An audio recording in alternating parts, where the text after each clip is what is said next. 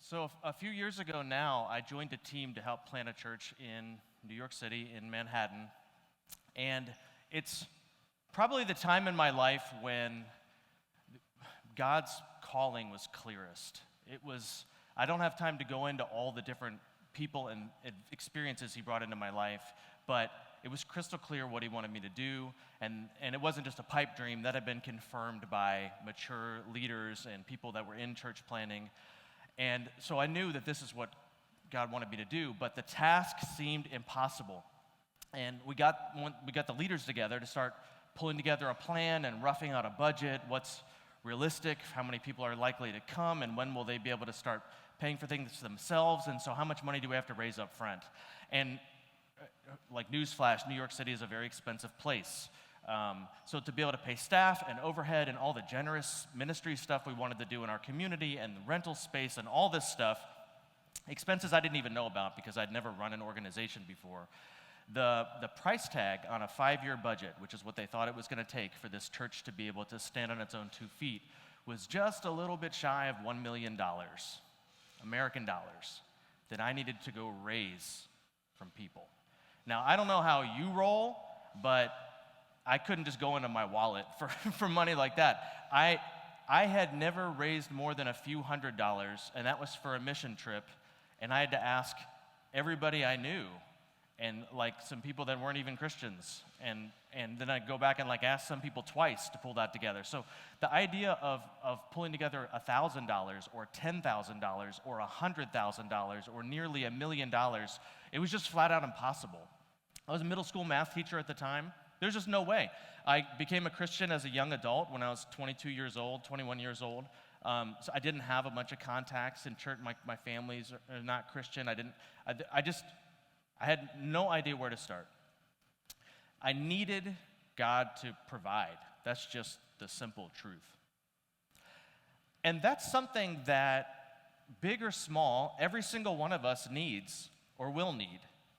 Very likely, some of you need something from God right now. Some of you are here on this trip right now because you need something. And it may be something like that. It might be money or something physical. It might be like, I don't know how I'm going to pay for books next year, my freshman year. Or it may be that you need wisdom to know whether you should go right or left, or you do know which way you're supposed to go, but you need courage or strength to do it, or self-control to stop doing the thing you know you need to stop doing, or courage or faith to say the thing to the person that you know you need to say. And if you don't need something now, you're going to need something soon. If you ask your adult leaders later to talk about a time when they needed God to provide for them, I guarantee you they can share a story from their life. If you ask your friends who have been walking with the Lord, and if you just open your eyes to the way life works in this world, we all need God to provide, and that raises some really big questions. Can we trust God to provide? How and when and why and to whom does he provide? For what reasons would he provide? If there is a certain heart posture or way that we need to position ourselves so that God would provide us, I think we'd all say, I'd really like to know how that works. We've come to a point in the story of Elijah where he needs God to provide. And he actually needs God to provide because he followed God. Elijah is the one that stood up and announced this judgment of God, that it's not going to rain. For years it's not going to rain. And a famine sets into the land. Now, I think it's probably safe to say that none of us have experienced famine. It's possible that some of us have experienced hunger, but probably not. Probably most of us have not missed many meals that we didn't choose to miss. But maybe you've really experienced real hunger, but none of us have experienced famine. Famine is like the rivers dry up, the crops dry up, the livestock dies, people are emaciated, people start to die. It's famine. It's desperate. Things start to fall apart. And Elijah's the one who announced this, and he's in it. He doesn't have food to eat. It's not like he's separate from it, which is how God's people work. I'm not separate from you. We're in this together. The things that I'm going to talk to you about today are things that I need to talk to myself about today. The things that we're going to look at in the Bible today are things that I need to understand in the Bible today. And Elijah made this pronouncement for God, but he's right there with him. He is actually literally hungry. And God gives him some instructions about how he's going to provide for him. This is in 1 Kings 17, and we're going to look at verse 8 and the next several verses, and then skip down to verse 24. That's our section for this morning. Then the word of the Lord came to him, to Elijah. Go at once to Zarephath in the region of Sidon and stay there. I have directed a widow there to supply you with food. Now, you would expect if God had directed someone to provide for Elijah, that God would have picked someone who was wealthy, that God would pick someone who had means. That's obviously who God would use to provide for his work in the world. But God's funny. He doesn't work that way. He's kind of a smooth operator. He doesn't normally go for flash. Now, there's some exceptions, and we'll see one of those tonight. But normally, God kind of works behind the scenes. There's this one time, hundreds of years after this event, when Jesus went into the temple with his disciples, and they sat down and they watched the people putting their money into the offering thing, which is not a very socially acceptable thing to do, but they just sat there and watched how much people were putting in there. And all these wealthy people came up and they made these really big gifts, and they just watched. And then this old, poor widow came up, and she only had 2 little cents to rub together, and she dropped them in the offering, and Jesus sat up, and he elbowed his disciples, and he said, "Did you see that? Did you see what she did? All these others have given out of their wealth, but she, poor as she is, gave everything that she has to live on." So God's not looking at things the way that we're looking at things. He's operating on a whole different plane. And the person that God taps on the shoulder and says, "I need you to provide for my work," is this starving, poor widow. So Elijah obeys. He goes to Zarephath, verse 10. And when he came to the town gate, a widow was there gathering sticks. And he called to her and he asked, "Would you bring me a little water in a jar so I may have a drink?" As she was going to get the water, he called after her, "And bring me, please, a piece of bread." And she turns around and she responds to him. Now, you have to understand, this woman, her cheeks are sunken. This is famine. She's dying. "As surely as the Lord your God lives," she replied, "I don't have any bread, only a handful of flour in a jar and a little olive oil in a jug. I'm gathering a few sticks to take home and make a meal for myself and my son, that we may eat it and die."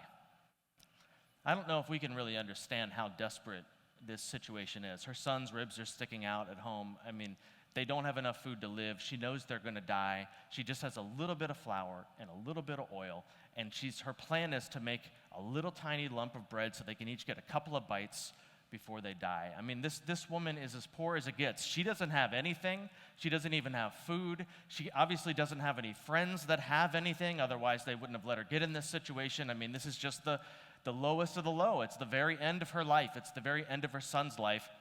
And Elijah says, "Go and do that, but first, make a little loaf of bread and bring it to me," which is just crazy. It's crazy. I mean, he asks her to give everything. And I think there's something in that for us too. I think you need to understand that Jesus is asking you to give everything. And you know this. You know this. You know, by the way, there's like a little flutter in your heart when you think about that negative relationship you have that you need to let go. You know this. You know that this is an all or nothing kind of thing. There isn't like a halfway about this. And he asked this woman to give everything. And then we come to what might be one of the most dramatic verses in all of the Bible. Verse 15. She went away and did as Elijah had told her. Now, Elijah had promised her, "Do this for me. Go do what you're going to do. Make a loaf of bread for yourself, but first make a loaf of bread for me. And if you do that, the flour won't run out and the oil won't run out." Which just sounds ridiculous. But sometimes that's kind of how God operates. So we had to come up with $1 million somehow, and I had no clue how to do it. And so me and my teammates, we started thinking about this and praying about this, and I was up nights about it. And the thing that kept coming up in our hearts was, we just got to get people praying for this project. We need to get lots of people praying for this project. Set the money aside. I mean, trying to start a new church in Manhattan is like a God-sized battle right there. And we knew we couldn't do it on our own. And so we talked about that and we strategized, and what we settled on was that we wanted to get 100 people praying every day and one person fasting every day for this new church. And we kept coming back to that, like, don't ask people for money. We felt like God was saying, don't ask anyone for money. Don't do any of that. Just get people praying for this project. And that number kept coming up. We all felt it, 100 people praying every day and one person fasting. But on one level, that sounds ridiculous, because what could be more inconsequential than prayer? What could be more seemingly ineffective than asking people to take a few minutes in their home or in their office before work and close their eyes and say words out into the universe on our behalf? It seemed like that can't possibly be the strategy to make this thing happen. But we felt like God was saying, this is it. And so we went out on a limb and we trusted him and we started asking people to pray. And we were serious about it. We were like, don't say you're going to pray on Thursday unless you're going to pray on Thursday. We want to know there's actually 100 people praying. We don't just want a list of people who said they were going to pray and forget all about it. We want to know that there's somebody fasting every single day for this project. And it was all hands on deck. We started asking people to pray for this thing. Well, verse 15, this woman says, as ridiculous as that sounds, fine, I'll do it. And she goes and makes a loaf of bread and gives it to Elijah, and then, lo and behold, what he said happened. The flour refilled, the oil refilled, and she was able to make a meal for her and her son. Not super flashy, but then it refilled again, and she was able to make a meal for all of them. And Elijah had promised, this will not run out until the rain returns to the land. And so we worked like that, and we even got some pressure from some people. Once we had gotten like 60 or 70 people praying, which is mind-boggling to me to see that, people were like, okay, it's time to move on. You've got to start raising money for this project. And we pushed back and said, no, we felt like God asked us to do this. And it took months of us asking people over and over again, will you pray for us? Calling everybody that we knew, posting stuff on social media. Will you fast for us? And bit by bit, people started to sign up, and we had 80 people a day praying. We had 90 people a day praying. We'd have one person fasting 10 days out of the month, and then 15 days out of the month. And then here and there, we started getting some days where 2 people were fasting for the church. And we stuck with that thing, as ridiculous as it sounded, all the way to the end. And then, just like the jar that wouldn't run out, after we stopped asking, people kept signing up. And when things had all settled out, I think we had between 120 and 130 people praying and between 2 and 5 people fasting every single day for this new church plant. On days when I was like really discouraged, I would pull up that Google Calendar that we had color-coded with all the different people praying on the different days. It was like lit up like a Christmas tree.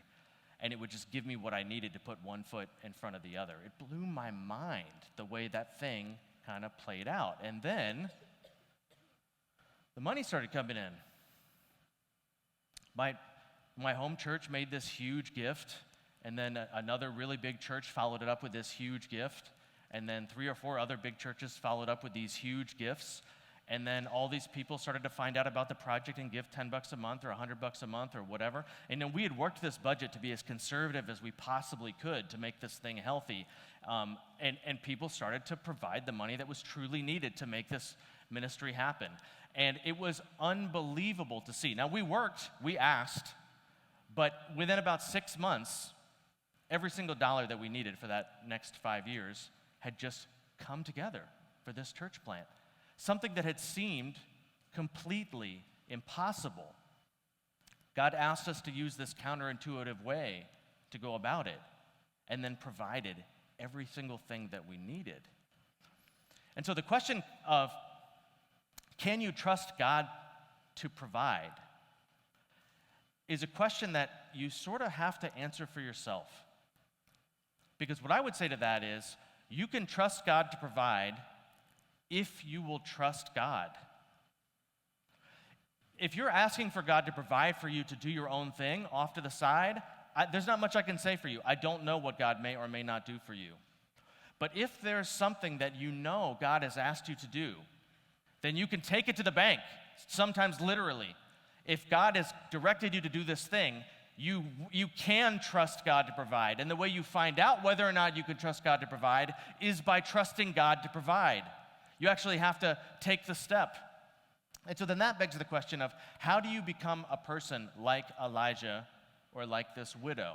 Because this story is actually about both of them. Elijah trusted the Lord to go into the heart of Baal worship to this widow to be provided for.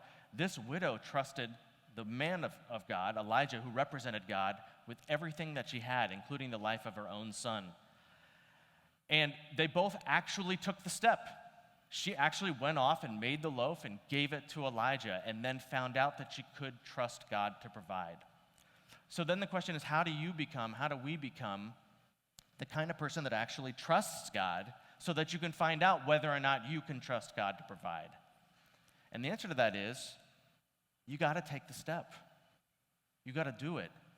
We can talk all day about whether or not God will come through for you. And I can try to convince you that he will come through for you. And I can show you and talk to you about ways that he came through for me, and there's a lot of value in that. And we can talk about ways that he has come through for all of us in the past, and there's a lot of value in that. But there's a degree to which you're not going to know until you actually trust God, and then you'll find out. And then you get this deep knowing. See, my story about how God provided for that church plant for you is maybe a cool story about how God provided for a church plant, but for me, it's so different. It's embodied experience that nobody can ever take away from me.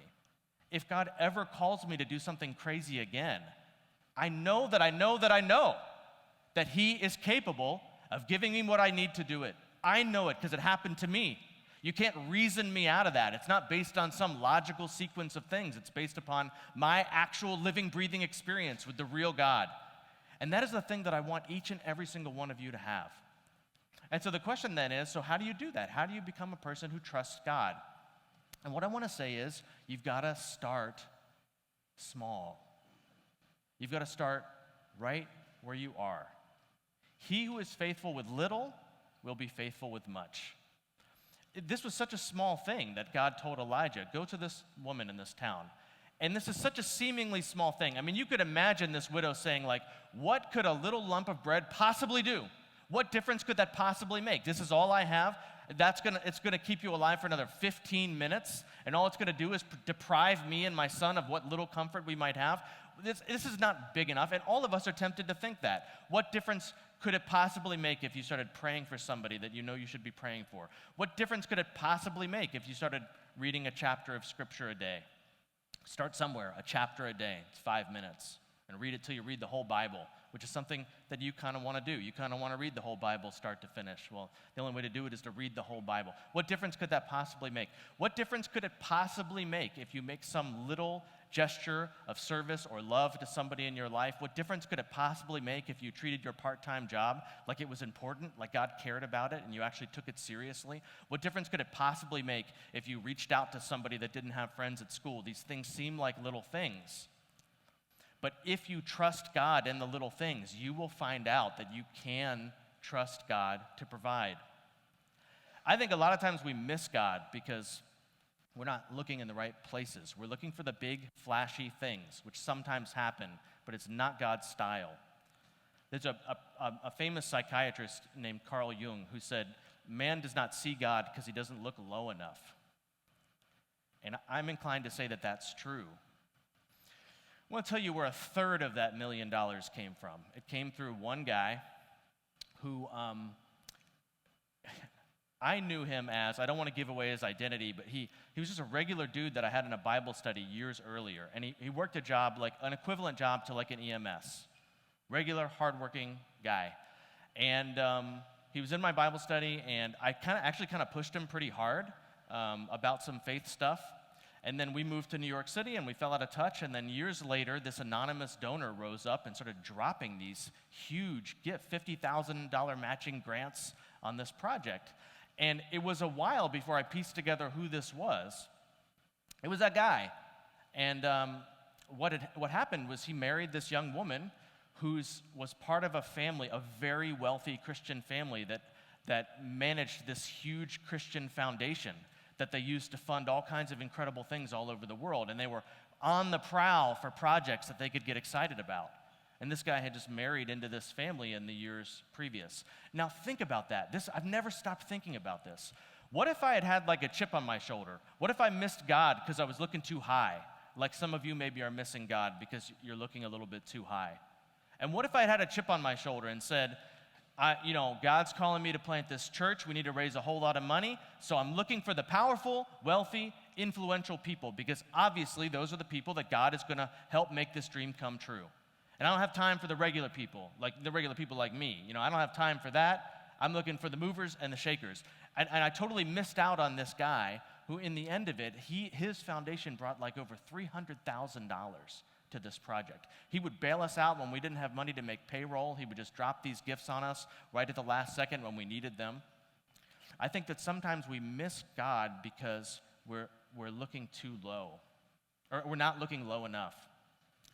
Now, if you do this, if you take a step of trust, and tonight, in the service tonight, you're going to have an opportunity to take a step of trust, to maybe get yourself back on the right track, or maybe place your faith in Jesus for the first time, which I'm sure some of you are at least thinking about doing. And maybe it seems like a little thing. It's going to be this railroad switch that you come up and pull to signify that you're getting on the right track. And maybe you could sit there and say, like, that seems like, what difference could that possibly make? But maybe that's the little thing that God's saying, you can trust me to provide if you trust me. And that's what I want for you right now. And maybe if you look right in front of you, maybe you wouldn't miss what God's talking to you about. But here's what will not happen if you trust God. There's no promise that everything is going to go great or everything is going to go the way that you want it to go. Shortly after this happens, this widow's son gets sick and dies. And sometimes when you follow God, you find out that Jesus' words are true, that in this world you will have suffering. So make no mistake about it. I'm not telling you that if you follow God, he's going to give you everything you want and make everything go your way. But sometimes it works out good. In this case, Elijah prays and raises her son from the dead. And he comes back to life. And Jesus said, in this world you have suffering, but take heart because I have overcome the world. There's no promise that you're not going to face hard things or painful things, but there is the promise that God will provide for you what you need to face what comes your way. And when that happens, when you take that step of trust and you find out for yourself, I knew that God wanted me to do this, and I did it, and this is what happened. Nobody can take it away from you. Nobody can argue you out of it. There's no reasons anyone can bring against you to take away the fact that you saw God respond directly in your life. And that's how this widow responds. When Elijah raises her son back from the dead, she says to him, now I know that you are a man of God, and that the word from your mouth is the truth. And I want you guys to have that kind of knowledge of the Bible. The head knowledge is good. That's good. I want you to know the Bible up here, yes. But when you know the Bible, like you tried it and it worked, that's the kind of knowledge that widow was talking about. And there's only one way to find out whether or not God will provide, whether or not you can trust him.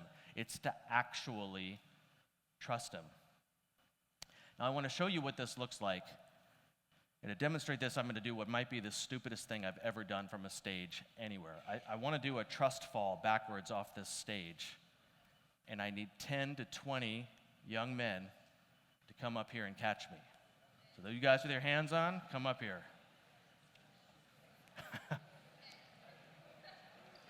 Please don't drop me. If you guys could just gather tight and put your hands up like this, so you got a little like give and crowd in. Now, do these guys look trustworthy to you? Do you feel like you can? So just to make sure the stakes are clear, I do have an 8-month-old baby at home who's depending upon me. So, and also, just to make it clear, gents, you better hold tight if you're going to do it like that. You guys on the outside, get your hands in there to kind of, and just so you know, gents, In this little analogy right here, you guys represent God, and I represent you guys. So, no pressure. If you make this choice to do the thing, to trust God, you're going to have this feeling that I'm about to experience, and I can't tell you what's going to happen. Maybe they're going to drop me. I sure hope that's not what's going to happen. If you do it, you will find out, and the only way you're going to find out is if you do it. So, let's find out.